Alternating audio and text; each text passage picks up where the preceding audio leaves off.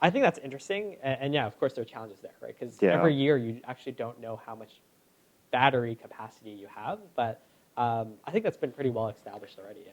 Well, the optimism for the repurposing of batteries is that it takes the stress off the peaks, the peak usage. Because a common thing that we hear it a lot on the EV-friendly channels from the so-called skeptics, is we can never have a fully electric vehicle fleet because the grid can't handle it, can't deliver enough power.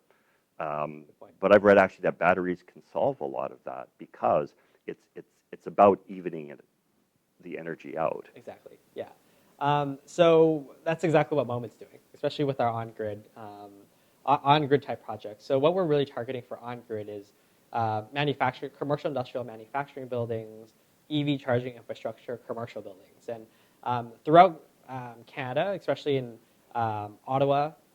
Ontario, Alberta experiences some of this, but Nova Scotia, and then in the U.S. it's the entirety of the East Coast, Texas, California, Nevada. They essentially, the peak demand charges happen. And what that means is typically they're daily peaks where there's typically a couple hours in the day around 5 or 6 p.m. when everybody's home from work and they turn on their TVs, they're cooking dinner, and they draw a lot of power. So the grid is the most stressed around those times, and that's why if we look at our utility bills, if you use a lot of power during those times, you're going to be charged more. Versus if you use power at 3 a.m., nobody's awake. So then that's the best time to, I guess, charge your EV or run your dishwasher. Right.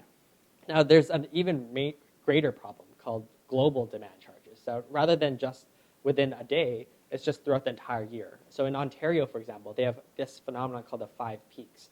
And if you draw power during a 2 to 4 hour interval as a commercial industrial building during one of these peaks happen because the utility grid's like, oh my God, like we're about to black out because so many people are using power. They will charge you hundreds of thousands of dollars in utility bill fines just to try to disincentivize you from drawing from the grid.